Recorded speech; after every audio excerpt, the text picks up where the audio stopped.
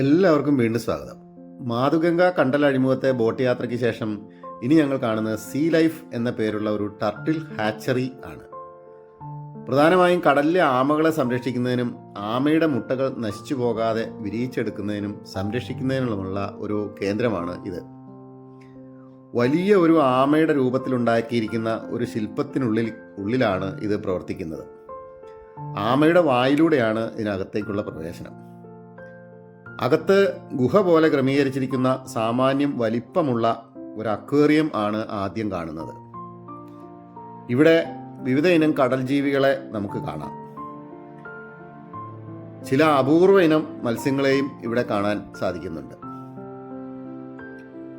വളരെ നന്നായി ക്രമീകരിച്ചിരിക്കുന്ന ഒരു വലിയ അക്വേറിയം തന്നെയാണ് ഇത്.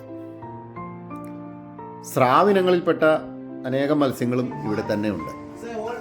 അതിനെപ്പറ്റിയെല്ലാം നമുക്ക് വിശദീകരിച്ച് തരുവാൻ അവിടെ ഗൈഡുമാരും ഉണ്ട്.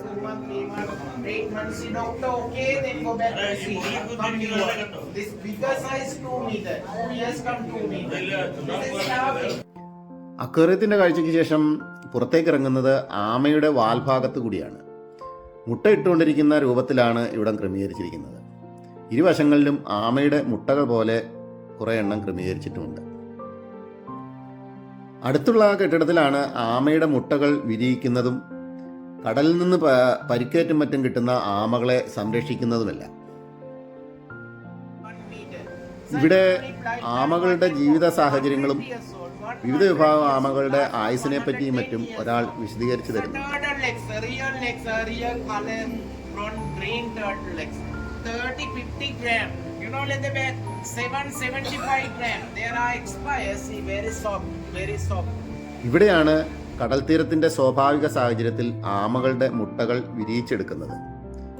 ആമകൾ മുട്ടയിടുന്ന സ്ഥലം കണ്ടെത്തുന്ന മത്സ്യത്തൊഴിലാളികളും വോളണ്ടിയർമാരും റിപ്പോർട്ട് ചെയ്യുന്നതിനനുസരിച്ച് മുട്ടകൾ എടുത്തു കൊണ്ടുവന്ന് ഇവിടെ മണലിൽ കുഴിച്ചിട്ട് വിരിയിച്ചെടുക്കുകയാണ് ചെയ്യുന്നത്. ഇവിടെ വിരിഞ്ഞ ആമക്കുഞ്ഞുങ്ങളെ 1-2 മാസം വരെ ഈ ടാങ്കിലാണ് വളർത്തുന്നത്.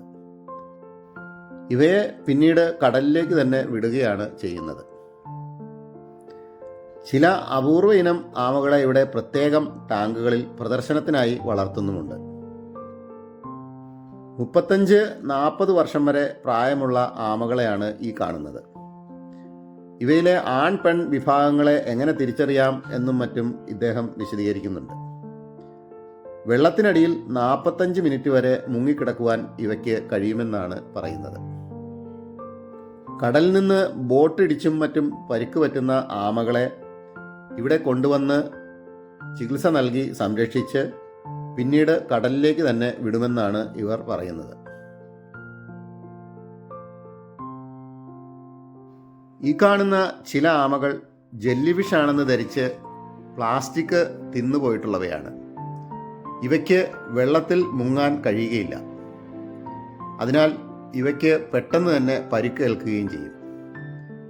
ഇങ്ങനെയുള്ളവയും ഇവിടെ കൊണ്ടുവന്ന് സംരക്ഷിച്ച് ഇവ റിക്കവർ ചെയ്യുന്നതിനനുസരിച്ചാണ് കടലിലേക്ക് വിടുന്നത്.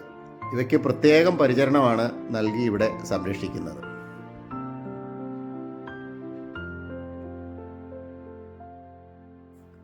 അടുത്തതായി വലിയ ഒരു സ്രാവിൻ്റെ വായിലൂടെ കയറിയാണ് അടുത്ത സ്ഥലത്തേക്കുള്ള പ്രവേശനം.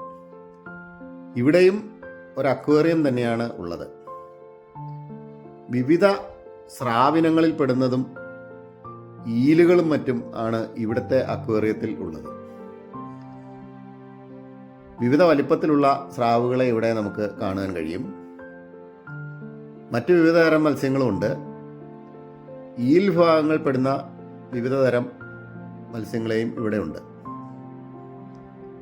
കൗതുകമുണർത്തുന്ന പല കാഴ്ചകളുമാണ് ഇവിടെ നമുക്ക് കാണുവാൻ കഴിയുന്നത്.